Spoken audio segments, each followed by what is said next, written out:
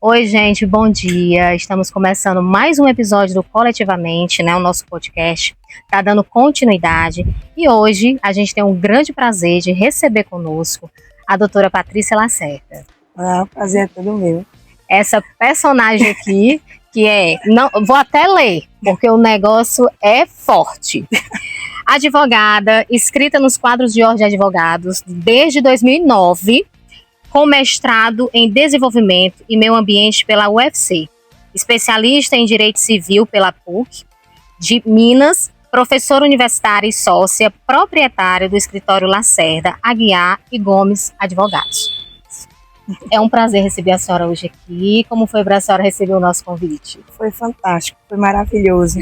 É uma temática muito agradável, muito importante, fundamental, né? Requer uma sensibilização muito grande. E para mim é uma honra discutir algo que é tão intrínseco, né? Sim. A vida e a construção de caráter do ser humano, né?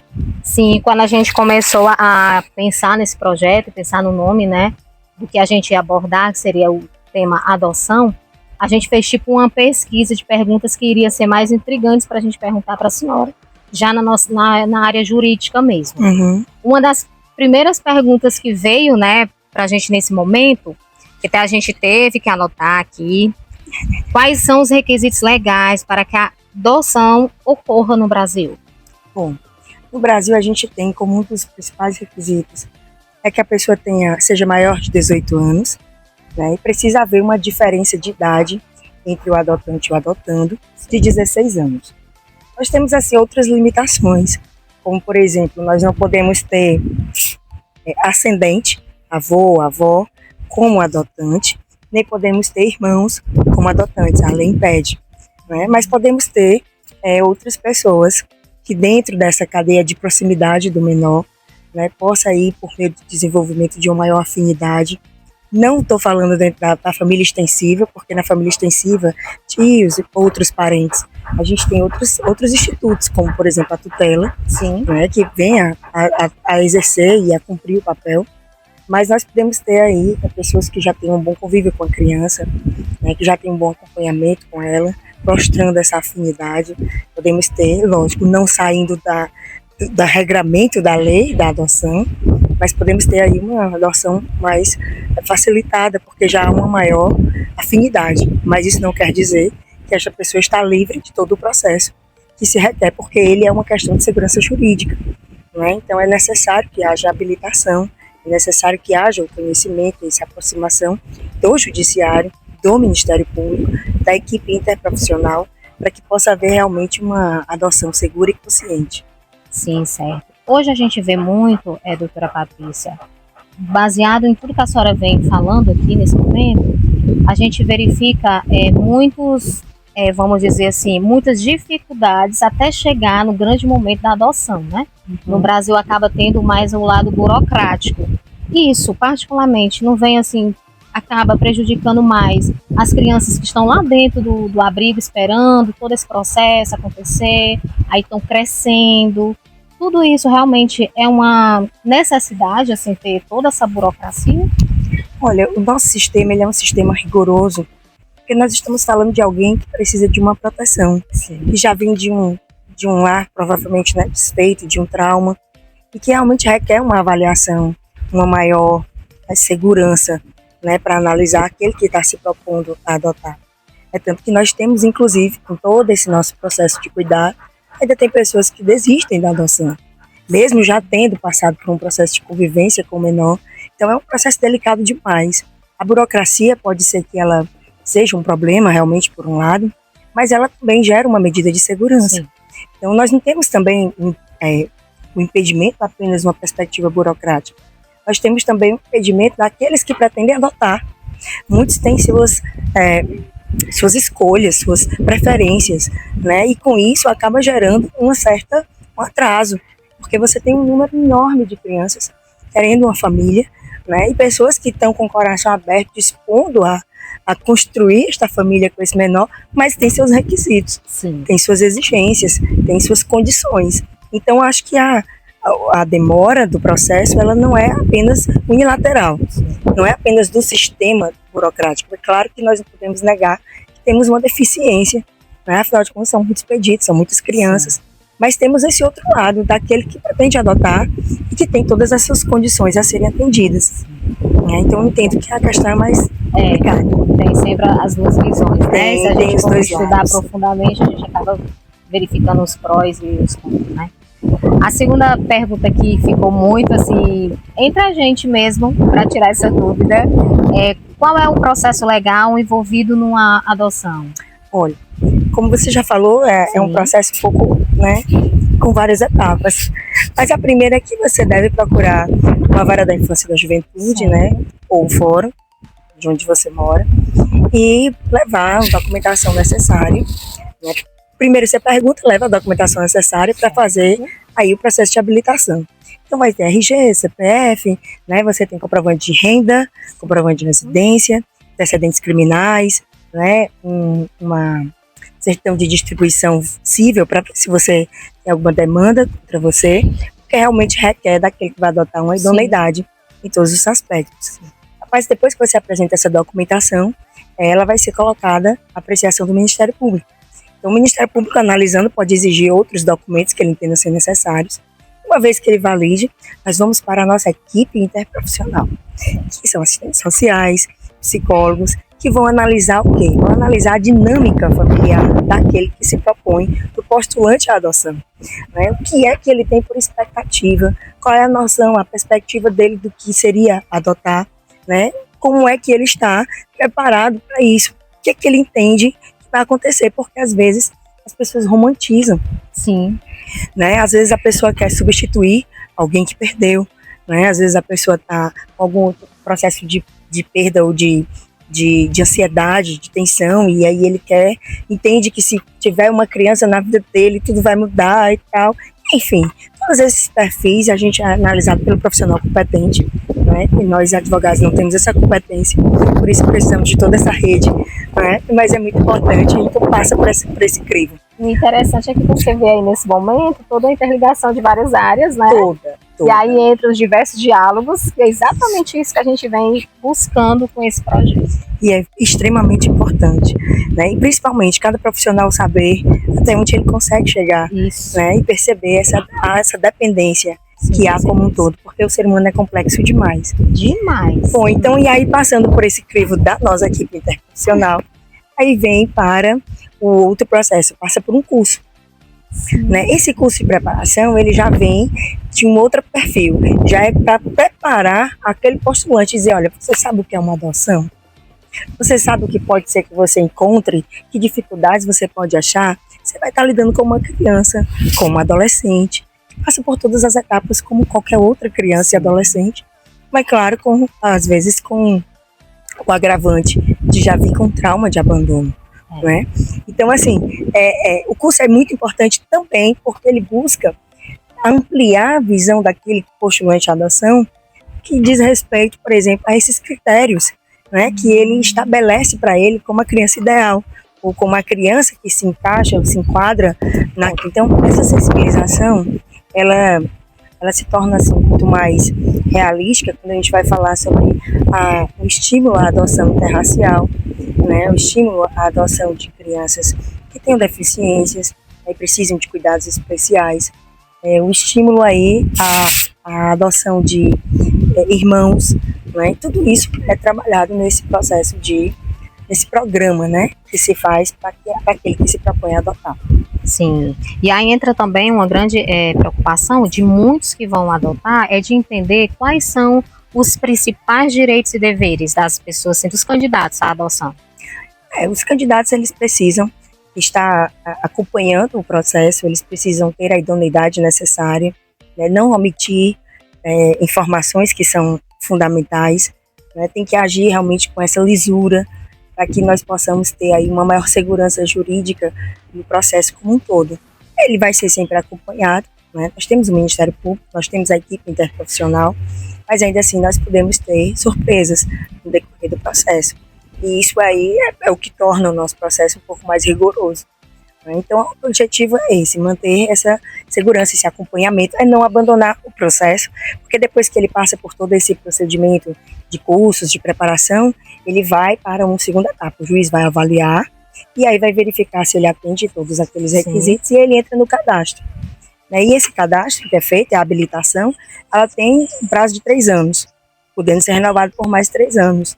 Mas se você abandona o acompanhamento disso, você também acaba mostrando o seu desinteresse. E aí você automaticamente vai sendo excluído, porque temos, como você já sabe, uma grande lista de crianças e também uma grande lista de postulantes. O que eu consigo assim compreender até agora com a nossa conversa é que agora eu estou começando a entender toda essa burocracia como a importância do bem-estar da criança, né? Isso, melhor interesse. Ela já saiu, como você falou no decorrer da entrevista, ela já saiu de um ambiente perturbador, mesmo ela sendo bebê ou sendo adolescente, então tem que ter aquela preocupação de onde está sendo colocado. E uma curiosidade até minha particular é que depois que essa criança ela é adotada, ela é levada, né, para os pais adotivos, e aí tem alguma visita de outro órgão para saber como é que está a habilitação dela na casa? A gente tem um acompanhamento inicial, seria o quê? Após essa habilitação, tem-se o perfil traçado da criança, e também dos pais que se propõem, ou do pai ou da mãe, porque nós não temos limitações quanto ao estado civil, então não precisa ser uma adoção conjugada. Há um momento da convivência, então existe um momento de conhecimento, algo prévio. Então eles visitam a criança no abrigo em que ela se encontra, podem fazer pequenos passeios. Depois desse segundo momento, eles recebem uma guarda provisória, onde a criança passa a conviver com eles. Então tudo isso é acompanhado por essa equipe, por uma equipe interprofissional, para verificar essa acomodação, essa integração, essa dinâmica, se há realmente como desenvolver ou se desenvolve esse laço de afinidade, de identidade entre os envolvidos. Uma vez que a gente passa por todo esse processo, e é até aí nesse momento que alguns desistem da adoção. Já tivemos situações onde a pessoa, no processo de adoção, ela adotou, na verdade ela desistiu, porque esse menino era muito teimoso. Teimoso demais, obediente, que absurdo. Entende? Então, assim, não é uma criança que ela quer adotar, né? Ela estava atrás de algo perfeito, de algo que não existe entre o ser humano. Sim. É um processo de construção, de educação. Então, a gente tem esse acompanhamento, é um acompanhamento contínuo, mas uma vez que a gente tem a sentença, porque você, depois que passa por essa convivência, você tem 15 dias para dar entrada no processo de adoção, e aí é uma ação realmente. O juiz avalia todo esse procedimento, todo esse caminhar até aquele momento, e uma vez que é deferida pela relatada da sentença de adoção, perde-se totalmente o vínculo com a família originária, da criança, e aí ela passa a ter seus documentos, seu novo registro e todo o nosso certificado, então passa a ser os pais. Então acredito que o processo ele se dá dessa maneira, com toda essa segurança. Uma coisa interessante que você acabou de comentar é que não necessariamente eu preciso ser casada para adotar. Não. Você pode ser solteira, você pode ser viúva, você pode ser divorciado, tem o casal homoafetivo, tem as adoções, inclusive, de pós-mortem, que é quando a pessoa ela dá início ao processo de adoção, mas no decorrer do procedimento ela falece. E aí o que acontece? Se já tiver tido a clareza de forma inequívoca o desejo dessa pessoa em adotar, o processo ele se dá e a criança vai ser adotada no nome deste que faleceu, que era realmente o real interesse e a vontade dele. Então a gente tem aí uma amplitude de variações de pessoas que podem adotar.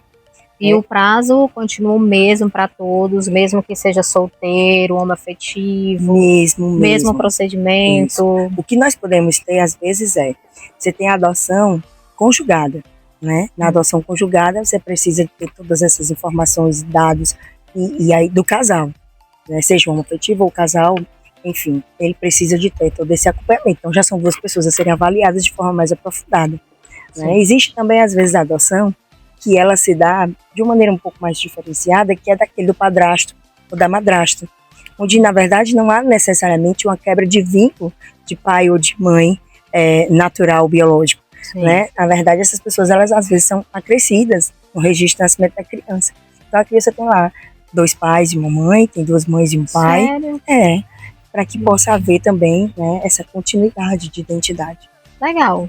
Aí no lugar de ter um pai, vai ter 2, né? Vai ser mais seguro ainda. E nós já temos isso, com a maternidade socioafetiva. É bem comum nós termos isso e tem os mesmos efeitos, que diz respeito a efeitos sucessórios, que diz respeito a efeitos de responsabilidade quanto a alimentos, guarda, cuidado do menor. Então, nós temos aí uma lei que tem abrangido toda uma realidade social, precisa realmente ser protegida e vista, e não ignorada, como muitas vezes ela é. Sim, sim. E uma das, seguindo aqui, né, teve uma pergunta que a gente ficou trabalhando em cima dela, e por isso que ela é mais extensiva, mas acredito até que em alguns momentos você acabou dando respostas, né, porque uma resposta vai interligando a outra, e você vê que realmente nesse processo de adoção, quando você vai estudar profundamente, você acaba vendo como raízes de uma árvore, né, que vai interligando cada Isso. assunto e vai formando, né, uma problemática só. Como é tratada, doutora Patrícia, a destituição do adotado durante o processo e como essa guarda é passada para os adotantes? Bom, uma criança, quando ela já está para adoção, ela pode já ter passado, com certeza, por uma dessas três situações. O próprio pai, a mãe, né, no caso, entregou a criança para adoção. E nós temos programas, né, dentro do Estado para estimular essa entrega, é melhor do que abandonar a criança. Sim. Temos aqueles que os pais são desconhecidos, de fato, e temos a criança que os pais foram destituídos do poder familiar. Então, eles já estão sob a tutela do Estado, institucionalizadas, por causa dessa falta, né? Não encontrou na família extensiva alguém que pudesse dar, né, continuidade a esse acompanhamento, a esse cuidado do menor, e aí ele vem para a tutela do Estado. Quando vem para aquele período de convivência, que nós comentamos anteriormente, o Estado ele passa a guarda provisória desse menor para esse postulante, o casal ou a pessoa postulante à adoção. E aí eles passam por esse processo e uma vez confirmada, nós temos aí uma guarda definitiva. Na verdade, nós temos a criação do vínculo, não é, legal de filiação, que é indistinto se ele vem ser biológico ou se ele é por meio de uma adoção, porque o nosso sistema traz essa proteção. Inclusive, nós não temos aí, você não tem uma certidão, nem está escrita no registro de nascimento da criança, que ela é filha adotiva. Né? Nós não permitimos no sistema jurídico qualquer distinção entre origem de filiação, o que também nos permite aí uma melhor inserção dessa criança, né? E do casal como um todo, a condição. Pronto. E aqui, né, mais um episódio, a gente está aqui continuando com a doutora Patrícia Lacerda, e vimos através das suas palavras como o próprio mesmo o direito, ele vem trabalhando de maneira árdua para preservar o direito da criança e para que ela não venha sentir as diferenças, né? Porque não existe a diferença. Quando é um filho adotivo ou filho que saiu do seu ventre, vai ser filho, independente de como ele foi gerado. Porque a primeira geração ela vem aqui, vem de dentro, da sua vontade, né? De ter. Então aqui nós vamos deixar aqui embaixo os nossos acessos, né? Para vocês venham seguir, venham entrar no canal de YouTube, venham seguir também a doutora Patrícia, viu? O Instagram dela é Eu Sou o Estado, o Estado sou eu, então é ótimo quando eu vi, eu vi, gostei demais, porque eu fiquei procurando pelo seu nome, eu disse assim, aí quando eu vi, eu senti que realmente o Estado somos nós, né? Democráticos, de direito, somos nós que o validamos. Se foi um prazer, doutora, viu, pra gente ter a senhora aqui, ajudando, né, nesse projeto que está dando início agora, com essa abordagem, com o tema adoção. Espero que a gente tenha tirado as dúvidas daqueles que estavam querendo saber e que, se tiver no seu coração, né, o desejo de adotar, vá em frente, é burocrático, mas é algo que vai vir para mudar a sua vida e ser um diferencial. Né? Foi um prazer, muito obrigada pela oportunidade de falar de um tema tão nobre. Sim. Pronto.